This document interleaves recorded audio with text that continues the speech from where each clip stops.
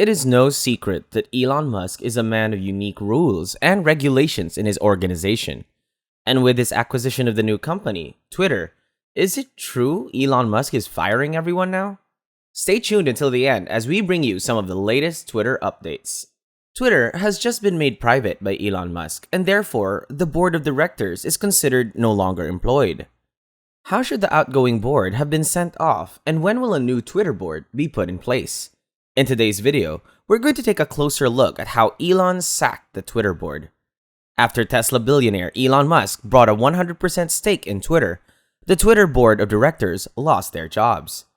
Former Twitter board chair Bret Taylor confirmed that the board had reached an agreement with Tesla's founder Elon Musk, with a tweet saying, "The Twitter board has reached an agreement with Elon Musk."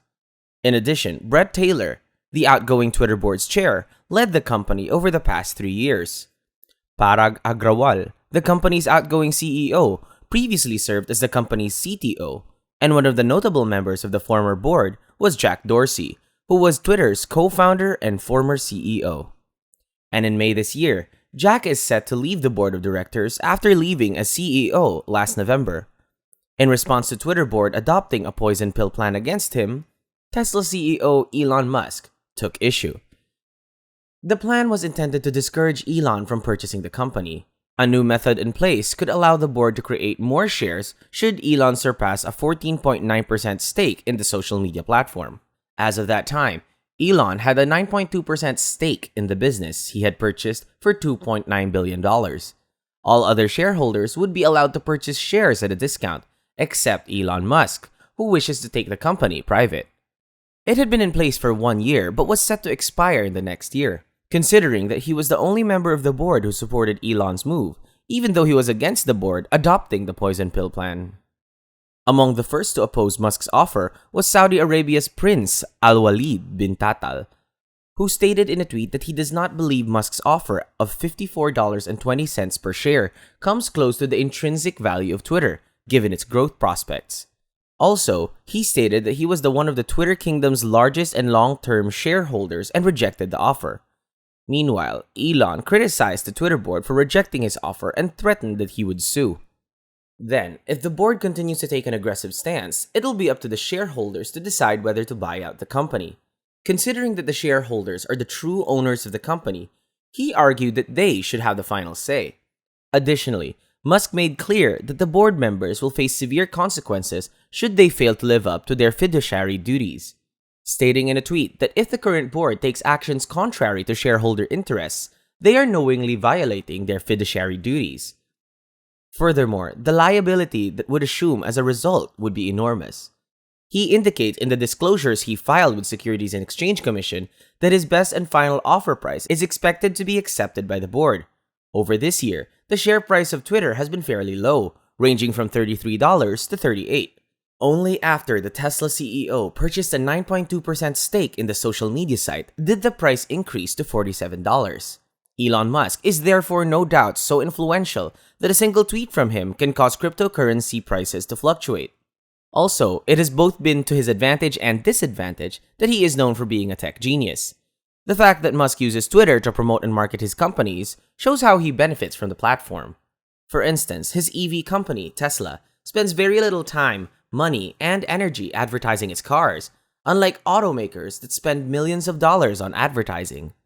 In contrast, Elon's fame has led him to appeal to a large number of critics, and he has been severely punished for tweets that authorities believe were misleading. Thus, Musk probably considered that the Twitter board's delay in taking the social media platform private to be frustrating. In this way, he promised to eliminate the salaries of the Twitter board. In a tweet, he stated, "Board salary will be $0 if my bid succeeds, so that's $3 million a year saved right there." The removal of the Twitter's board of directors is no longer just a threat, but a reality from Elon Musk's successful acquisition of the company. Approximately $250,000 to $300,000 is the average salary for Twitter board members. Musk believes the board's compensation is not justified because the board members are not involved in the day-to-day operations of the company. It is the CEO and his team who thinks are responsible for running the business affairs of the company. Generally, most people think that the work of the board is a part-time job because the role is passive. Further, there is some surprising information about the 11 board members who each own only 2.37% of Twitter. If Jack Dorsey's stake, which is 2.25%, is excluded, this stake even drops to just 0.12% for the number of 10 board members. What's even more mind-boggling is that there is a member of the board who doesn't even own any shares in the company. It is the board's salaries that provide the greatest benefits, and their share ownership will be relatively unaffected. It is for this reason that the board of directors opposed the takeover of the company, which could result in their job loss. The decision could lead to a major setback for the board of Twitter, which has been gaining big revenue from the microblogging site.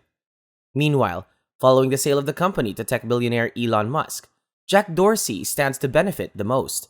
In this case, Dorsey owned 2.25% of the company, or approximately 18,042,428 shares. Hence, Elon is taking the microblogging site private for $54.20 per share, which gives Jack Dorsey almost $1 billion in cash. Despite the long-standing employment at the company, Dorsey has refused to take a salary. On the other hand, Parag Agrawal, Twitter's CEO, is set to benefit from the deal to the tune of $39 million. Former Twitter board chair Omid Kordestani will receive a payout of $50.6 million. For his part, Twitter board chair Brett Taylor is expected to receive a cash payout of just over $3 million. In the end, it is the Vanguard Group that will receive the most money, as their 10.3% stake in the company is worth about $4.542 billion. Meanwhile, Kingdom Holding Company, a company led by Saudi Prince Talal, will receive $2.9 billion for its 5.2% stakeholding in Twitter. As for the current Twitter board, the Tesla billionaire has promised a brand new one. The good thing here is that the CEO of Twitter has promised that there will be shareholders, despite buying 100% of the company. He stated in a tweet that he would strive to retain as many shareholders as allowed by law in a privatized Twitter. Currently, a private limited company like Twitter requires a minimum of 1 board member and a maximum of 50.